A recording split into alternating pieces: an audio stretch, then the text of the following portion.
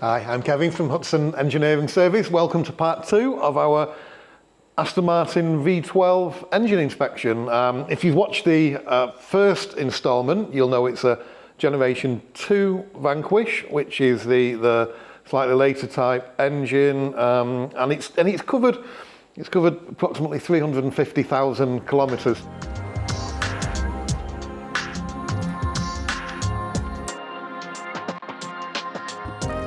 So we'll move straight on here. We're now inspecting the crankshaft. In the previous video, we had a look at a visual inspection. What we're doing now is more detailed inspection using micrometers and factory tolerances. Now, what we found is the initial inspection, everything's in really good condition, really good condition. But when we start measuring with high accuracy micrometers, things start to show just a slightly different picture. Now, the picture is that there is some wear on the crankshaft, and it's moved it just slightly out of the factory tolerances. So we will be regrinding both the main bearings and the big end bearings on the crankshaft. Now, if this engine was with Aston Martin, at this point, they would be saying you need a new crankshaft because main bearings aren't available. And we do have main bearings, and we have the facility to regrind and reclaim the crankshaft with fully guaranteed. The big ends we can replace also. So what we'll do now is that crank will be reground to the next permissible size. Now, when we're measuring a crankshaft, what we have is the factory tolerances and sizes, which is the standard. So we have a main bearing diameter and big end bearing diameter with a tolerance, the bottom tolerance, and the top tolerance. Now, what we would like to see in a really good condition crankshaft is that the size is somewhere up, hopefully towards the higher end, if not in the middle. Now, these sizes here, which we've taken off the main journals of the crankshaft using the micrometer, and the sizes from the big ends off the crankshaft, are what we have written down here. Now, all the sizes have fell just outside the maximum permissible wear limit and the maximum size. Now, grinding that crankshaft to the next size, we will regain that tolerance, that crankshaft to bearing size, which is recommended. Now, the amount of material that has actually worn off the crank is absolutely minuscule. So we have the main bearing is actually under tolerance point, 0.019 of a millimeter, which is 0.0007 of an inch, which is 7/10 of a thousandth of an inch, which is a piece of paper is 2.5 thou, a hair's 2 thou. So we're less than half a hair's width of wear on that crankshaft, which is quite remarkable when you look at the mileage that it's covered, and it probably would have gone on to do another few 100,000 as well, without a shadow of doubt.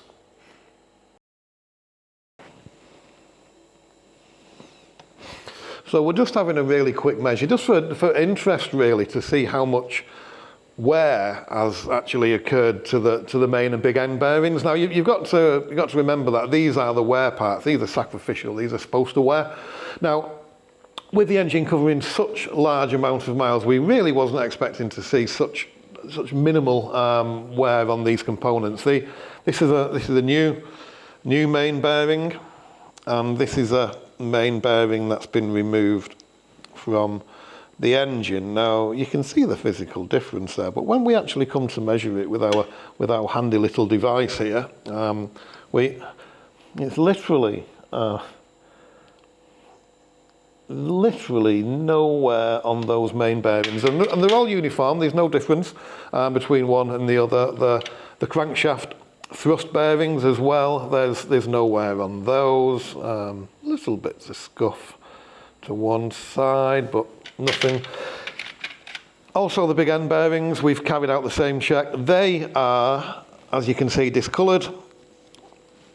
They've been doing a lot of work over many millions of cycles, and they're in pretty perfect condition. Remarkable. So we're back over to the cylinder block now. The main bearing caps have all been torqued down, and we've checked the sizes, and there's nothing to report there. Everything is as we would expect and within tolerance and absolutely perfect.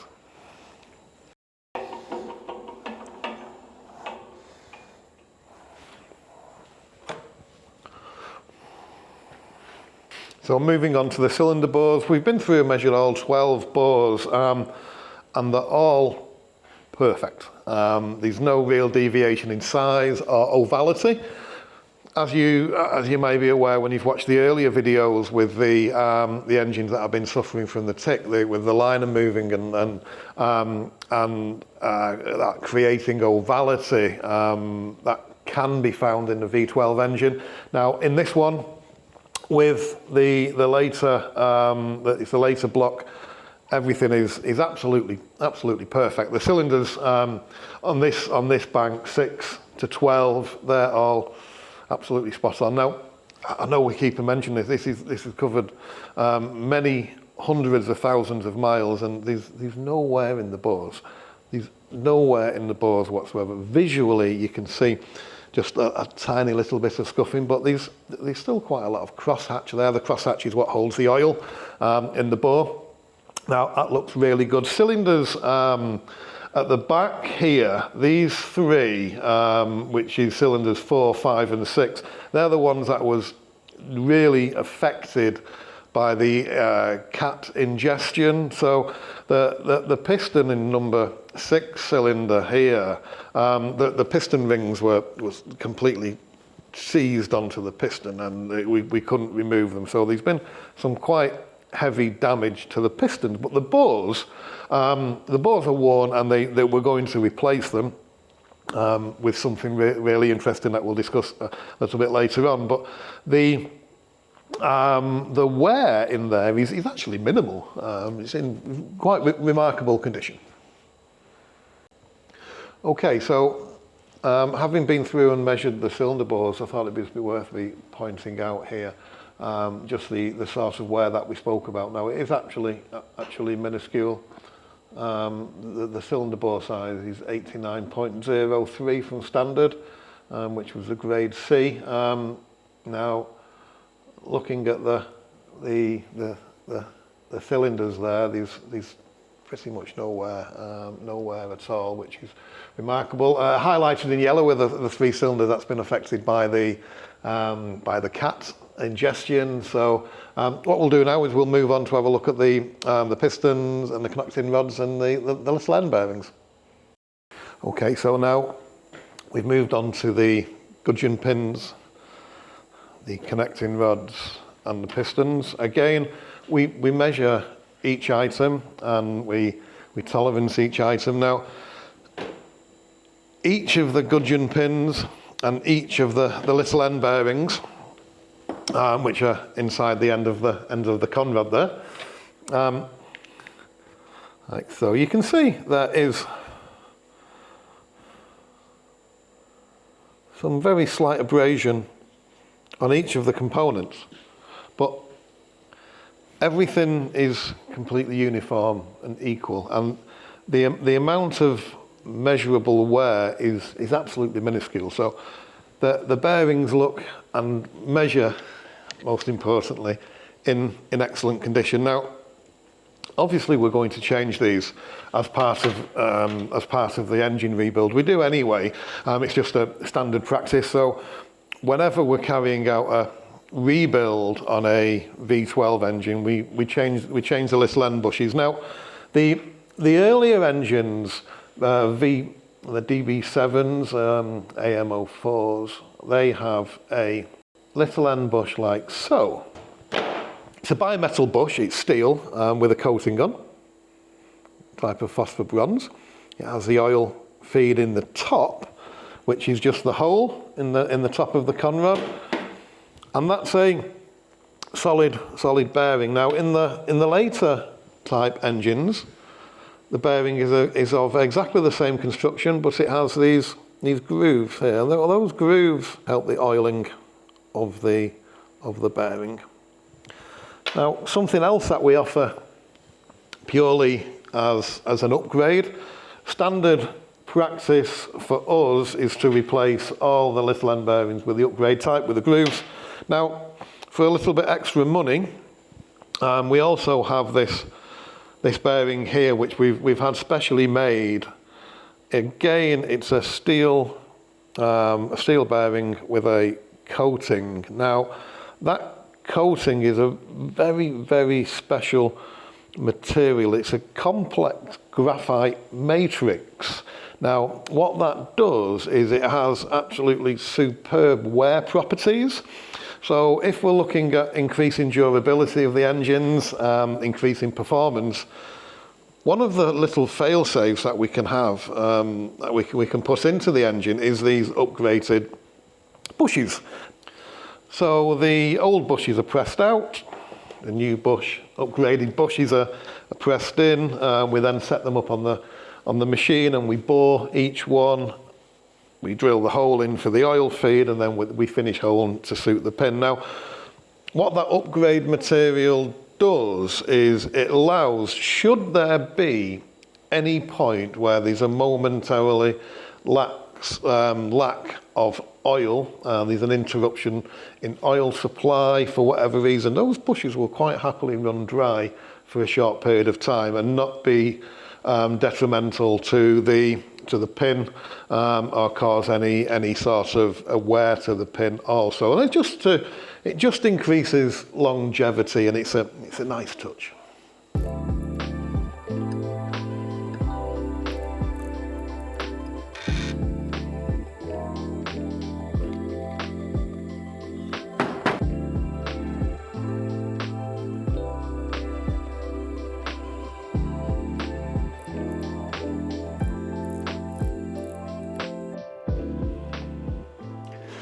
We're just down here in the cylinder head department now, and we've Alistair's dismantled the cylinder heads and we've carried out the inspections on each of the components.